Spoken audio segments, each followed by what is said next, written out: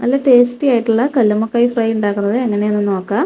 അപ്പോൾ തലേ ദിവസം കുതിർത്ത് വെച്ചിരിക്കുന്ന ചോറ് വെക്കുന്ന അരി നമുക്ക് നല്ലതുപോലെ കഴുകിയിട്ട് ഗ്രൈൻഡറിലിട്ട് അരച്ചെടുക്കാം.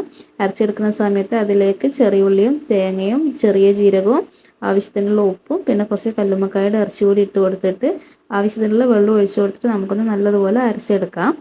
അതിനുശേഷം നമുക്ക് കഴുകി ക്ലീൻ ചെയ്ത് വെച്ചിരിക്കുന്ന കല്ലുമ്മക്കായിലേക്ക് ഈ ഒരു അരി നിറച്ച് കൊടുക്കാം.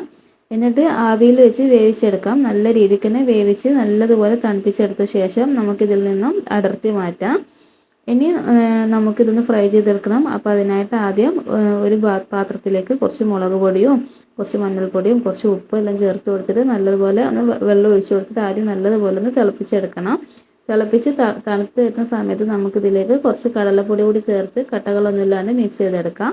ഇനി നമുക്കിത് ഫ്രൈ ചെയ്തെടുക്കാം. അപ്പോൾ അതിനായിട്ട് ഒരു ഫ്രൈ പാനിലേക്ക് കുറച്ച് വെളിച്ചെണ്ണ ഒഴിച്ച് കൊടുത്തിട്ട് ഈ ഒരു മുളകിൻ്റെ മിക്സിൽ നമ്മുടെ ഈ ഒരു കല്ലുമ്മക്കായ മുക്കിയിട്ട് നമുക്ക് ഫ്രൈ ചെയ്തെടുക്കാം. അപ്പോൾ ഹൈ ഫ്ലെയിമിൽ വെച്ചിട്ട് തിരിച്ച് മറിച്ചൊക്കെ ഇട്ടിട്ട് എല്ലാ സൈഡും ഒന്ന് ഫ്രൈ ചെയ്തെടുത്താൽ നല്ല ടേസ്റ്റി ആയിട്ടുള്ള കല്ലുമ്മക്കായ ഫ്രൈ റെഡി ആയിട്ടുണ്ട്.